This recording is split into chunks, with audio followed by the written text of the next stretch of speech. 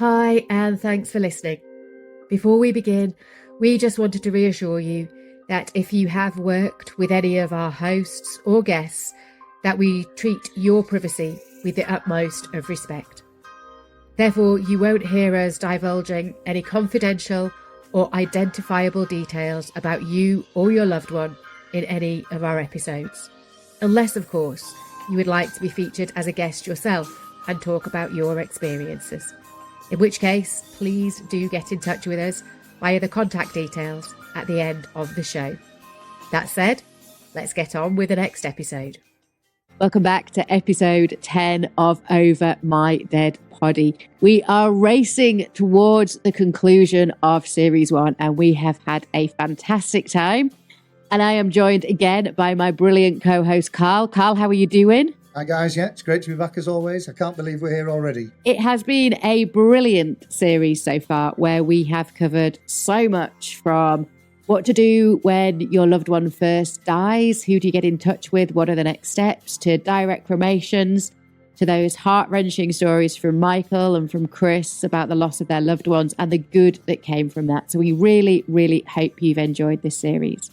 But we have had an awful lot of questions in, and only answering one a week means that we have a lot left over. So we promise you a fast fire funeral cues episode, and this is what you're getting. So I'm going to get straight into it with some of those questions and ask you, first of all, this goes way back to the beginning of the series, this question came in. Carl, can I take ashes on an aeroplane? Oh, yes, well, here we are, guys. As we say, back to these quick fire questions. So the ashes on an aeroplane, of course, happens quite regularly. And the answer is yes, of course you can. Obviously, you need the right paperwork. So I would always advise speaking to your funeral director, just letting him or her know that you are planning on taking your loved one on an aeroplane, and the necessary paperwork will be put into place, because the last thing that you need is to turn up at check-in and be refused them on the aeroplane. So that leads me on to another question, actually, just an addition from this.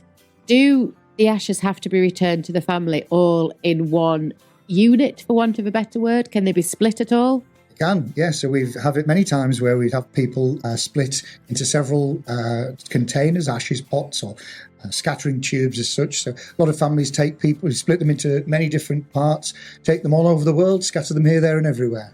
I even had a lady went and did a skydive with part of her husband's ashes. So yeah, they can be split into as many parts as you like. So all you would need to do, if you're thinking there may be a few different places that you would like to scatter those, or family members who'd like to take them away, just let your funeral director know at some point during the conversations that you're likely going to want to split those, and they will do that for you. Okay, so on to my question to you then, Nicola, as we're firing through.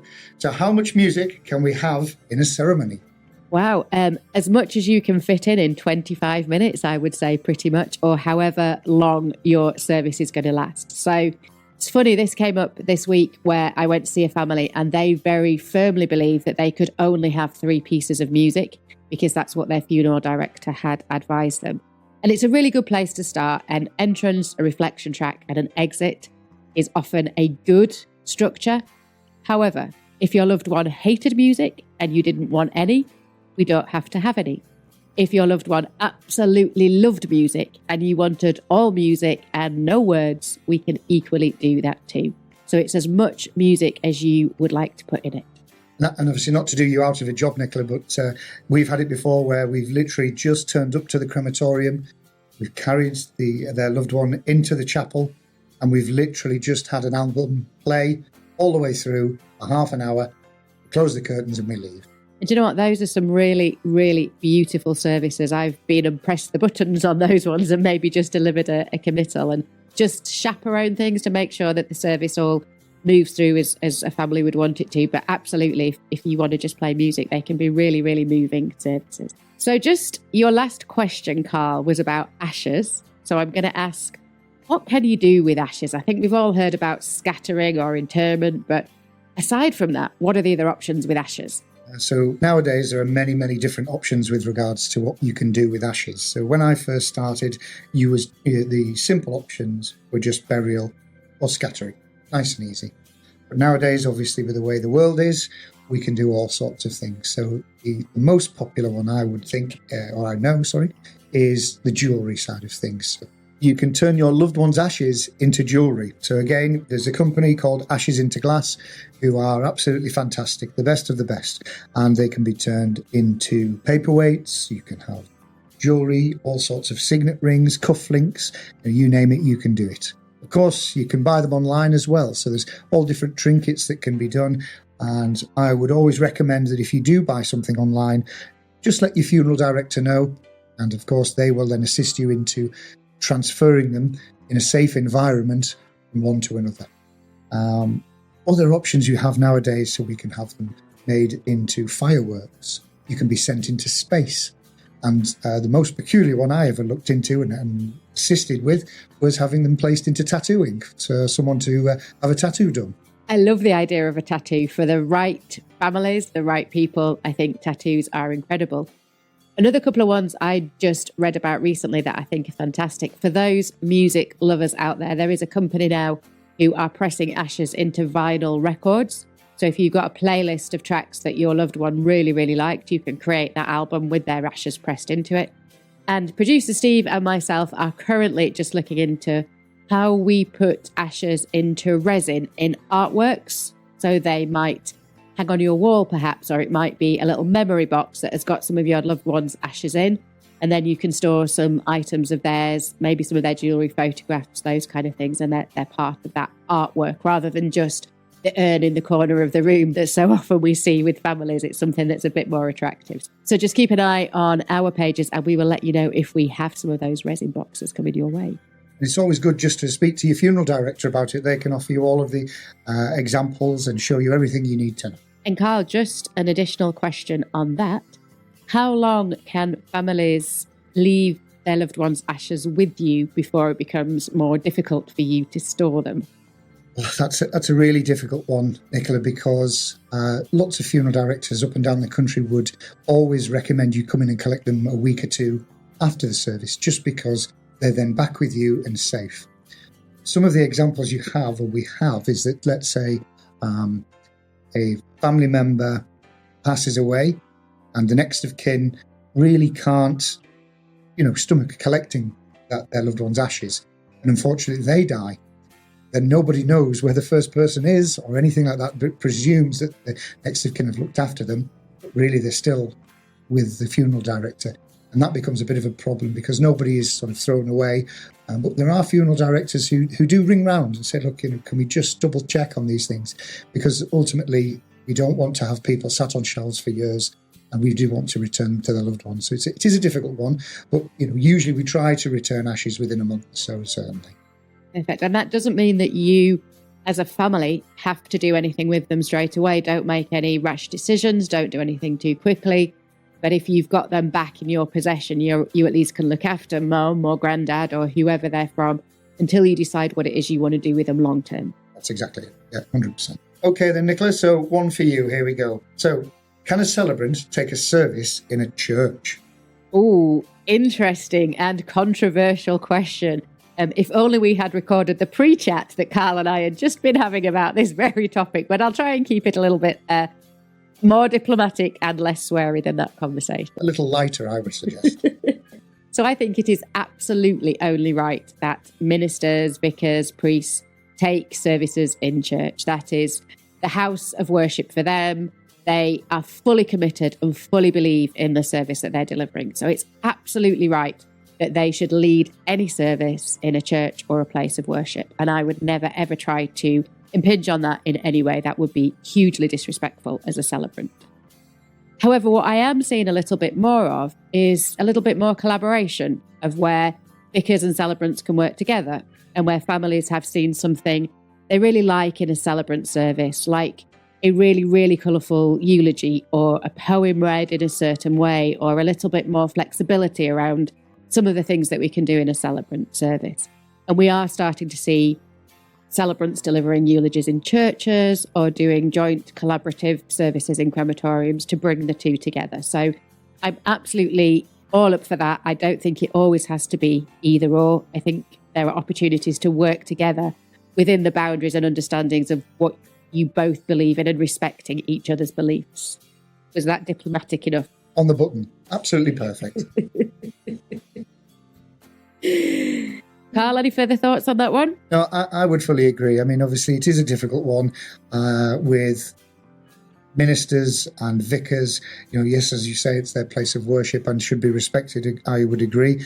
But as we say, the way the world is now, there are a lot more collaborations going on, and it does work hand in hand. I think, I would agree there, definitely. And equally, if I had to lead a service in a church, there'd be much more singing from me, which nobody needs. So it's a good job I'm not allowed to do them. So, Carl, who writes a press notice? And actually, are press notices even a thing in 2025? They are indeed. So many funeral directors, of course, who've been doing the job for many years, can write a press notice quite easily together with a family. Lots of families decide that they'd like to write their own press notice. Of course, they can do because it's their press notice. Now, with papers themselves not being sort of as used as much with news today, as people get the news instantly on their mobile phones, press do exactly the same. So you can pay a little bit less to have a press notice go online.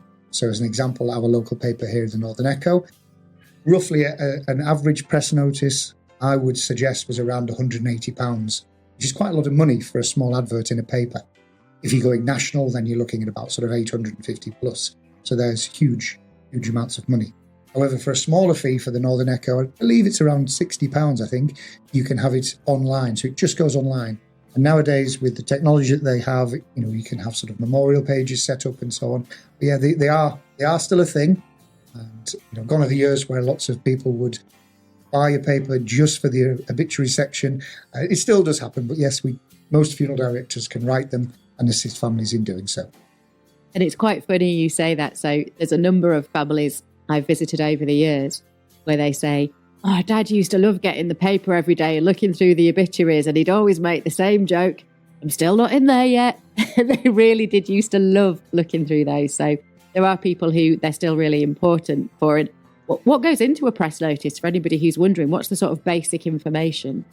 So obviously you would start with the person, who they were.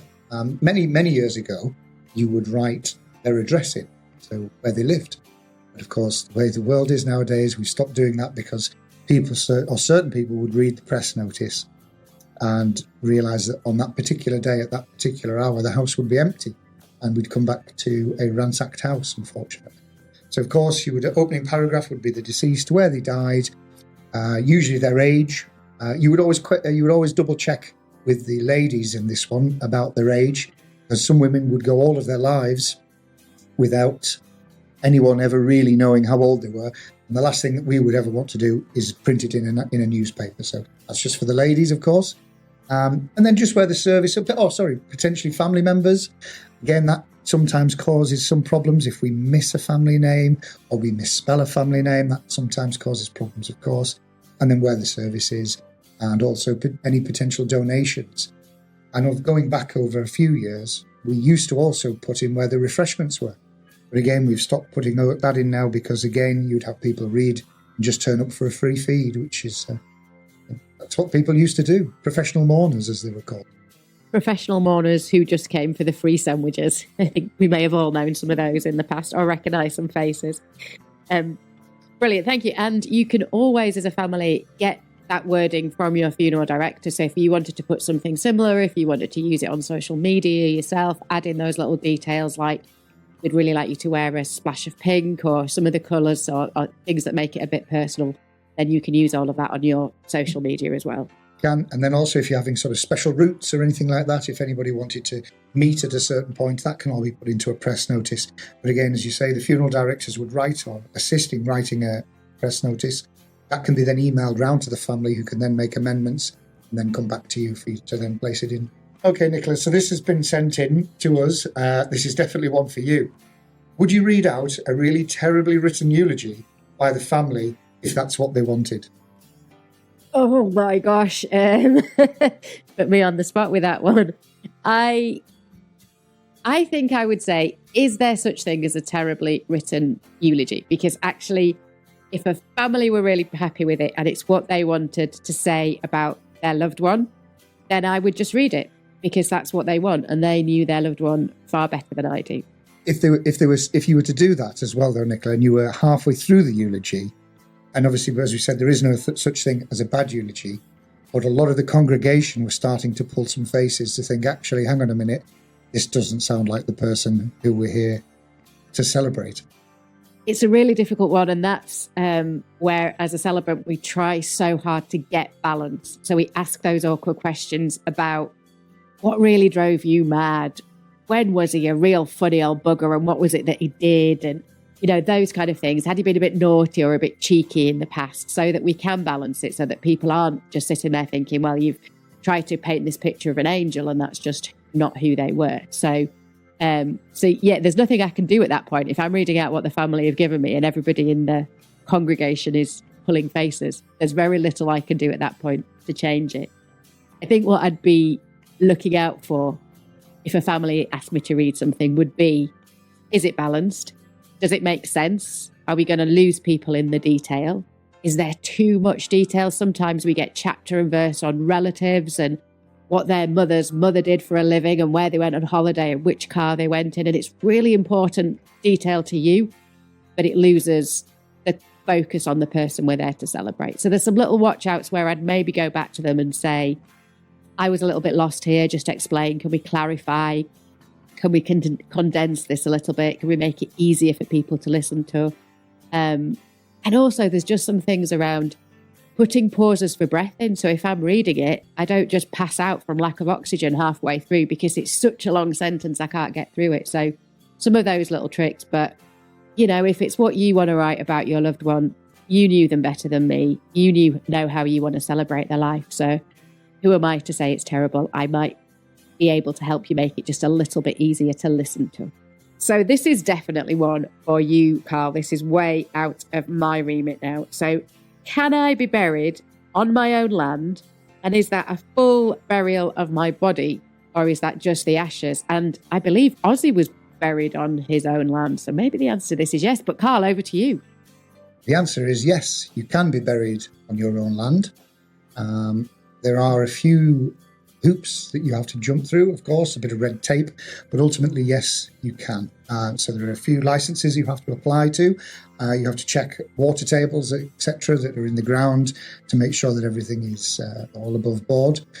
And also, what you have to be mindful of is that if you are buried on your own land and your family sell the house, you then write a public right of way into the garden or to the burial site, so you can then visit your loved. If you don't, the new people who have the new homeowners could stop you going on that land, and you'd never be able to visit your loved one again. So it can be done, but there's lots of problems with it. Wow, that thought had never even crossed my mind. But of course, if you move on, you could exhume your loved one and move them elsewhere, I guess. You could, but that causes even more problems. The exhumation of a body is even harder. And of course, depending on how long they've been buried for, it does cause lots of problems. But yeah, it's always worth thinking about. You know, we've had it in the past where lots of farmers have had their loved ones buried in certain particular favourite fields and so on. And again, the farmers have been there for generations. So the likelihood of them selling is very small. But local areas, people do have that those thoughts of being buried in their own back gardens. If it's a cremation and they were looking to bury their ashes, one recommendation is that we would suggest is burying them in a movable pot, a huge rose bush with a huge pot, so you can then move that pot around. I did wonder where Carl was going then when he said when it comes to cremation, and I thought you were going to suggest just starting a big bonfire, but thankfully you were just talking about ashes. But just to make sure that we stay legal, and producer Steve's just giving me the look and that we don't get the lawyers coming after us, I think what Carl forgot to say was you do need to ask and tell somebody that you're burying somebody on your land. You can't just do it without permission. Yeah, that's what I said. Yeah, there's lots of red tapes. Yeah, there's a lot of red tape. A lot of red tape to get through, because you need to check water tables and, you need to apply for lots of licenses. Yeah, of course. Yeah, please don't just go bury somebody in your back garden and say, they told me I could on over my dead body. Definitely not. And just as we're talking about burials, another thought that popped into my head, when it comes to headstones, how soon after a burial can you then erect a headstone? So it depends on the lie of the land, really, and settlement. A lot of cemeteries and churchyards have their own rules, so it's all different. It all applies differently to different areas. In Richmond, we have our Reith Road Cemetery, and I'm sure they have it a year. Have to wait for settlement due to the steepness of the hill and so on, and rainfall. Other areas are sometimes a little bit shorter and sometimes a little bit longer, but obviously the cemetery clerk would guide you through that. But that gives you the time to then go and choose a headstone, decide on what you actually want writing on it and so on, and then when the ground is ready, then that's when the stonemasons can erect the headstone. And they could come to the funeral director for some advice on that if they weren't sure what to do. Definitely, yes. The funeral directors would always advise it. Some funeral directors offer masonry as a package, and some funeral directors don't touch it. But obviously, you can always recommend, as a funeral director, I would always recommend different stonemasons and let the family have the choice. And that's, again, why we do this podcast, is so families know that they ultimately have the choice in every single step of the funeral process. Okay, Nicholas, so this next one's for you. So, can a celebrant write the eulogy even if they're not doing the service? Yes, absolutely. This was a question that came in after our episode on crafting eulogies went out. And I had a gentleman get in touch with me, so thank you for letting me ask your question. And he just said, I really want to read it out. I've kind of got some bullet points, but I just don't have the capability to be able to write this in a way that I think does my dad's life justice. So would you just write that for me? And then I'll read it out on the day. I wasn't involved in the service in any other way. I wasn't delivering it. It was not in this region. It was down in the south of England. So yeah, absolutely. We most celebrants will very happily write a eulogy for you just from a video call or from even some just handwritten notes that you pen down and take a photograph and send to us. So yeah, very happy to do that. So speaking of eulogies, and we did touch on if we were writing the story of your life in that very episode, Carl. What have you planned for your own funeral? Have you had some thoughts about it and what's going to be happening? Yes, so obviously, of course, being a funeral director, ultimately your thoughts always turn to your own funeral. And yes, I have mine all written down. Mine's all planned out, ready to go. I won't go into too much detail, but my family know about it all. I shall be going into church the night before. I will be having a funeral service followed by a burial, and it will be on a Friday. Not really certain on the time, of course, but that'll be decided on when the family decide. But definitely a Friday, just so everyone can have a good party after. And if there's a few hangovers on Saturday morning, hopefully people don't have to go to work. The drinks on you then, Carl, at your party. Drinks on me, yeah, definitely. Yeah, all welcome. So what about you? Have you had thoughts on yours? I am at the other extreme of you, Carl, in that I'm so busy organising everybody else's funeral, I haven't quite got round to doing my own. Although I have stood in many and thought, oh, I'd like that. I was just writing a service for somebody today where we're giving away tiny little rubber ducks to everybody because she was a massive rubber duck fan. So everyone's getting one on the way out. And I thought, oh, that would be really cool. I like the book idea we talked about a few weeks ago. So everybody getting a wrapped up copy of one of my books because I have a lot and taking that away and reading it. And I'm sure there will be a country rock playlist. And of course, the rule at our wedding, mine and producer Steve's wedding, quite a few years ago, was that everybody had to wear a skull.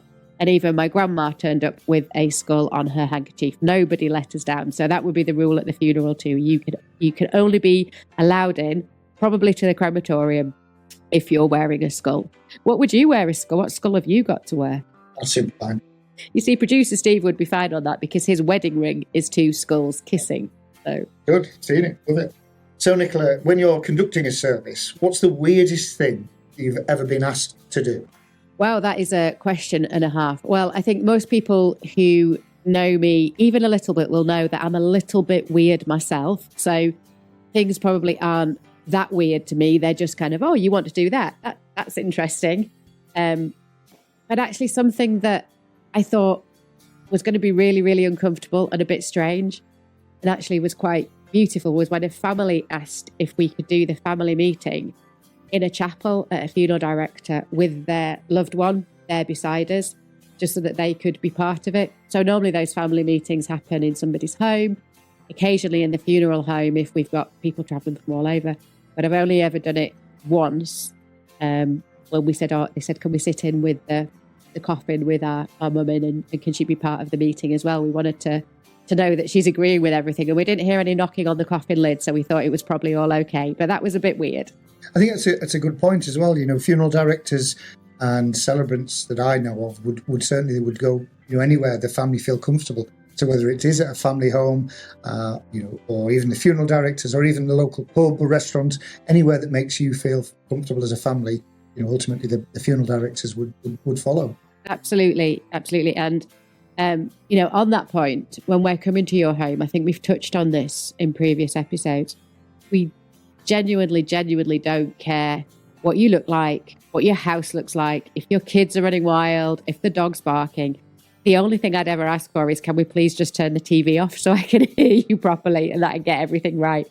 But beside that, please don't worry about offering us a cup of tea. Please don't worry about what you or the house looks like. We're just there to help you as much as we can. So, Carl, in your last answer, you mentioned that you were going to be taken into church the night before the service, very much like, the Queen or royalty. Not that I'm suggesting you're thinking of yourself in that line. But what about if people wanted to bring their loved one home the night before the service or days before the service? Is that still possible? That's still possible these days, yes. And dates back, obviously, to the very Catholic side of things. But there are a lot of families nowadays who would bring their loved one home the night before or a few days before and would be taken into the family home. And it depends on what the families take on it. Some would say, well, we just have repeat episodes of Emmerdale because that was Mum's favourite sort of television programme. Or they would all have a throw party and they'd all stand around the coffin, drink shots and all that sort of stuff and just have a huge party. But again, just speak to the funeral director and they would assist. Again, there's a lot of logistics in the getting somebody in and out of a house, certainly going through doors and round corners and things. It can be done, but it is just a little bit more difficult. But yeah, 100% it can still be done. And actually, I heard from another funeral director about how lovely that can be sometimes when they'd taken a loved one home the night before and the family had spent time with them and had a few drinks. And then when the funeral director arrived the next morning, ready to load into the hearse and to go on to the funeral, the wife of the gentleman who'd passed away had made bacon sandwiches and cups of tea for everybody. And they all had those round his coffin, the funeral directors included, and the hearse driver and the limo driver. And everybody was part of that as his kind of final farewell. And the gentleman had his own bacon sandwich that just sat on the top of the coffin and it only moved it at the very last minute. And I thought that was really sweet. Yeah, it's a lovely touch. So, Carl, you also mentioned in your previous answer that you were looking to get buried after your service.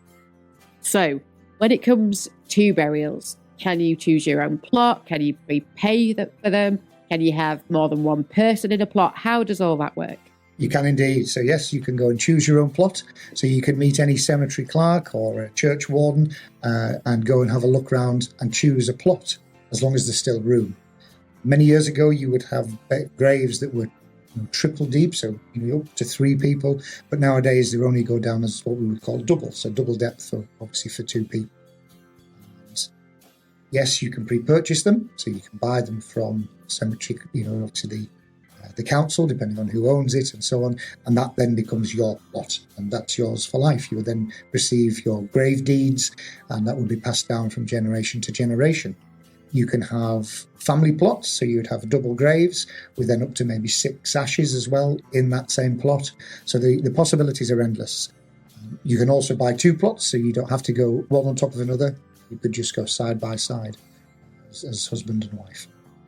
Fabulous. And for anybody who didn't catch our little reel that we put out yesterday explaining why this episode was going to be slightly late, you'll have missed the fact that for my birthday this week, producer Steve bought me the most brilliant book called 222 Cemeteries to Visit Before You Die. And there are some absolutely gorgeous cemeteries in there, including Highgate, which Steve and I visited earlier this year when we were down working on our other business. And I think the starting price down there for a new plot in Highgate Cemetery was something like £35,000. and it went up to about 60,000. But I'm guessing it doesn't quite cost as much as that in Darlington or Stockton. We're a little bit cheaper around here, so yeah, it's a lot cheaper, thankfully. Okay, Nicola, so I think this is really for a bit of both of us, really. So what's the choreography for a funeral? When do we go in? When do we leave? What's the protocols of there? Oh my gosh, good question. Thank you, whoever asked that one. And it's one that probably myself and a funeral director will both spend quite a lot of time chatting to a family about, and just how they want things to work. So as we've said throughout this series, the choreography is whatever you want it to be. So you absolutely have the choice on how we make things work for you entering and exiting the chapel, the crematorium, for how you feel most comfortable. So I'll speak for crematoriums, and perhaps Carl, you could come in and answer for churches if that works. But for crematoriums, certainly around the northeast, so I'm thinking Stockton, Darlington, Weir Valley, Teesside, generally the protocol is that everybody in the congregation will wait outside of the chapel, wait for the deceased and their immediate family to arrive. When that's happened, we'll lift the deceased onto the shoulders of the bearers. I would lead in. The immediate family would be directly behind their loved one, and everybody would follow in behind, and we would fill up the chapel from there. As we said in a previous episode, it really, really helps us if you fill up from the front and take every spare seat that you can. So that's kind of usually the way that it works. And then at the end of the service, you would see myself and the funeral director. We would bow to your loved one, to the deceased, make our exit, and then the funeral director would just say to you very quietly, just whenever you're ready, if you'd just like to meet us outside, you listen to as much of the music as you'd like to listen to, and then just come outside when you're comfortable to do so. But all of that can be done differently. If you would prefer that we play some music and your guest, the congregation, take their seats, so that at the time that you arrive with your loved one, it's just yourself walking into the chapel with them, that's absolutely fine. We can do that, no problem at all. And equally, if you feel at the end of a service you would like everybody else to leave, so that you could have a couple of moments on your own with your loved one before you leave and speak to everybody, equally, that's absolutely fine. So we will always ask you, you have the right to ask of us to do it however you want to do it. And whatever you decide, we'll then just guide you through that on the day, so that you aren't standing in the wrong place or you don't know what's happening next. We'll be there holding your hand all the way through. Yeah, I completely agree, Nicola. And it's slightly different for churches. I think traditionally, all the congregation would just go into the church before the service. Of course, at the crematorium, sometimes you are, it's time constraints, and, the service before potentially hasn't finished. So you're obviously waiting outside and then going in. That sometimes happens as well. Whereas in churches, there's usually not a service before. So what would usually happen is that, yes, that the family would then follow in once the congregation is seated. And ultimately, it's the funeral director's job to seat the family in the seats. If it's a packed church, then we would always, try and put out reserved seating, so there's plenty of seats for the family. But again, same as the crematorium, but there's all different options and different sort of, variations to things. So yes, we can also have the whole of the congregation leave the church and leave the family inside if they so wish. There's all these different ideas and options. And again, the choice is yours. The funeral director will guide you through it and make things exactly how you'd like it to be. And it's an interesting one, Carl, because so often I hear families say, I just don't want to do the wrong thing.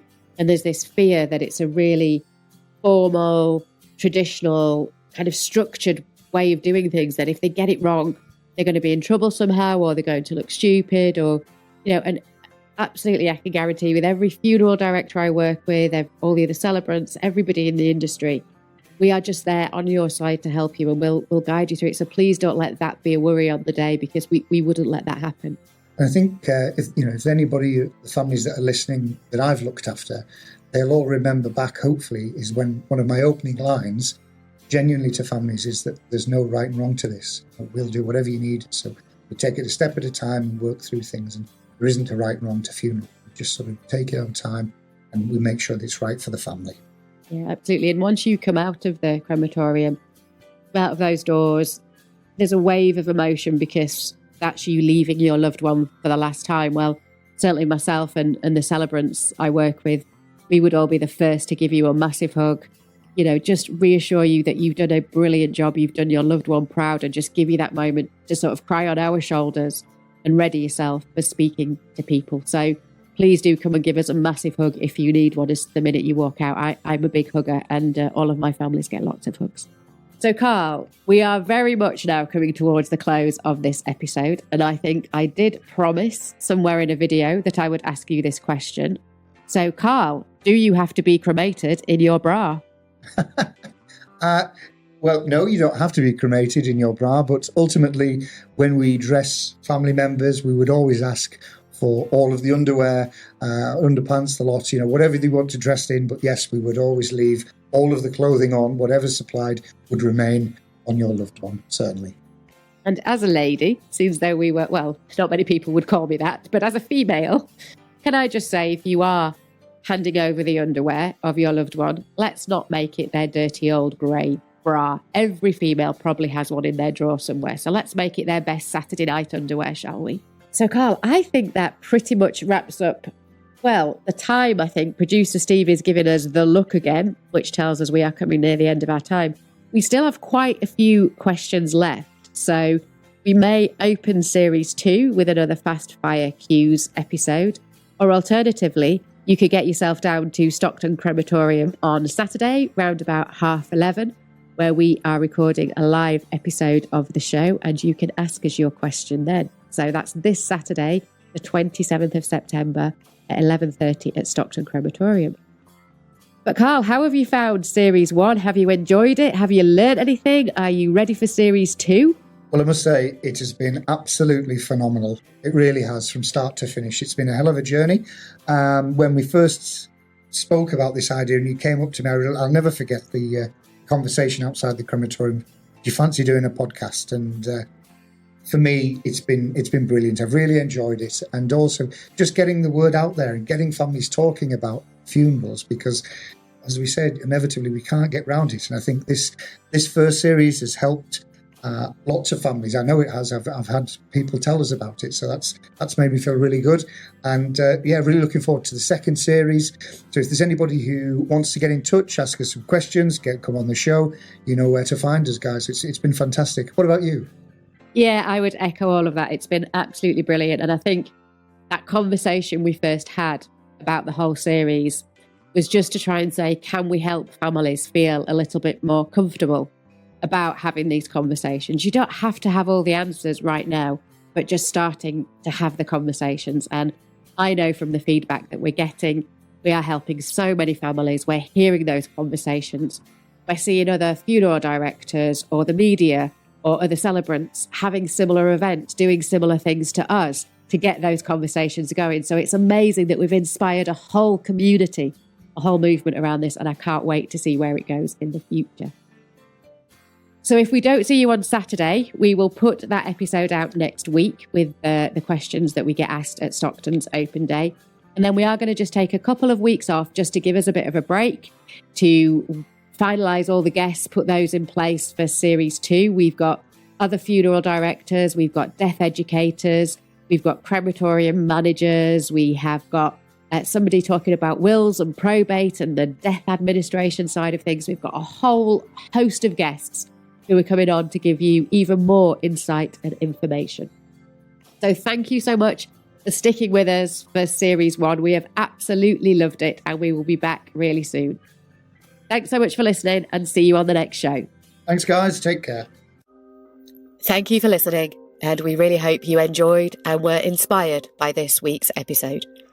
Remember that you can get in touch with us anytime to ask a question, offer to be a guest, or to request that we bust a particular myth. You can get in touch via any of our social accounts over My Dead Poddy on Facebook, Insta or TikTok, or you can drop us an email at overmydeadpoddy@gmail.com. Just a reminder that whilst all of us work in the funeral industry, none of us are fully qualified grief counsellors. And therefore, if you've been affected by any of the issues that we've discussed today, we highly recommend that you seek out professional or medical support to help you with those conversations. Should you need any support, please do get in touch and we can hopefully signpost you in the right direction, but we can't offer those services ourselves. Thanks for listening, and we can't wait to bring you the next episode.